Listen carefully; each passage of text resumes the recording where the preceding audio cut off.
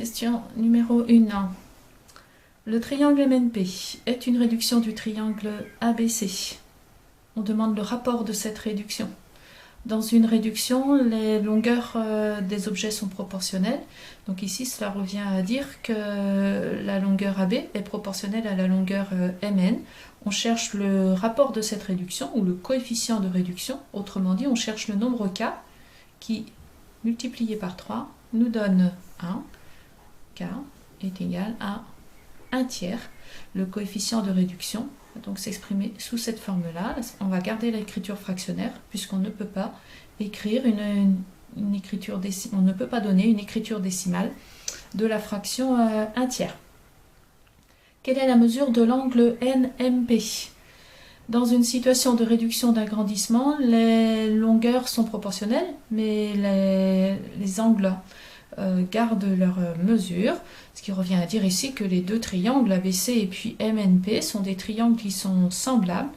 L'angle BAC correspond à l'angle NMP, ces deux angles sont donc identiques.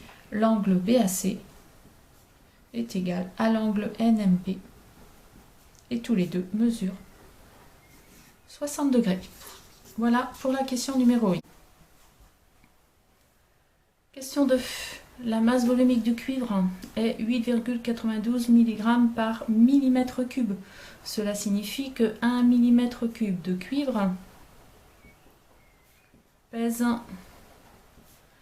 8,92 mg. Nous voulons savoir quelle est la masse en grammes d'un cube d'arête 2 cm. On a besoin de connaître le volume de ce cube. Pour calculer le volume d'un cube, on utilise la formule suivante, arête à la puissance 3, qui est un cas particulier de la formule du pavé droit. Le cube étant un pavé droit particulier, longueur multipliée par largeur multipliée par hauteur.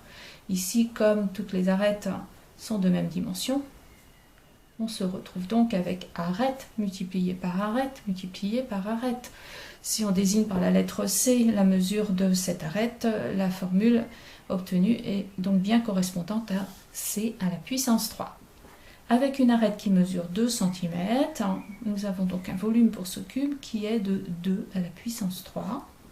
2 fois 2 fois 2, ce qui nous donne 8 cm3. Nous avons une information qui nous est donnée ici en millimètres cubes. On va donc convertir. Nous sommes dans une situation de volume. Les unités ici se correspondent avec un rapport de 1000 les unes par rapport aux autres. Centimètre cube, 1 cm³ est égal à 1000 mm³. Je mets 3 chiffres par colonne dans mon tableau. Je me souviens de ce petit 3 là qui me rappelle cela. Et je me retrouve donc avec 8000 mm³. 8000 mm³ qui vont peser donc 8000 fois plus que 1 mm³. 8000 multiplié par 8,92, ce qui me fait 71 360 mg. La question me demande de donner la réponse en grammes. 71,36 grammes. Voilà pour cette deuxième question.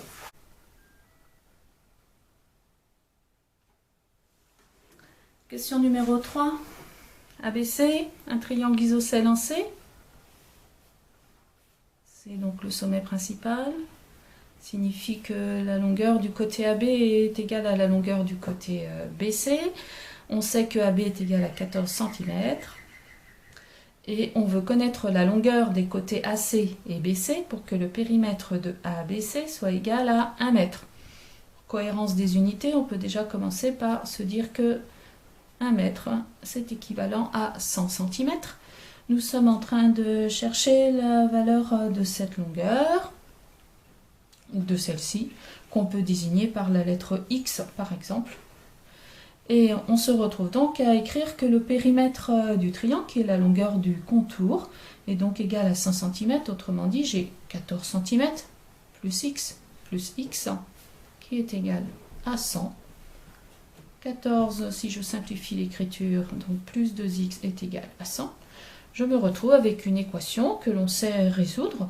On va commencer par neutraliser cette addition-là, le 14, en soustrayant 14 de chaque côté. 100 moins 14 qui me donne 86. Et ensuite, dernière étape, moi ce qui m'intéresse, c'est de connaître la valeur de x. Je vais donc neutraliser ici la multiplication par 2. Je divise par 2 de chaque côté. Et je me retrouve avec 86 divisé par 2, donc 43. La valeur inconnue est donc de 43, ce qui revient à dire ici que la longueur AC, ou la longueur BC, donc toutes les deux, sont égales à 43 cm. On peut, en vérifiant, s'assurer que c'est bien le cas. 43 plus 43 plus 14. Si on additionne ces trois nombres, on retombe bien sur 100 cm, autrement dit 1 mètre, le périmètre souhaité.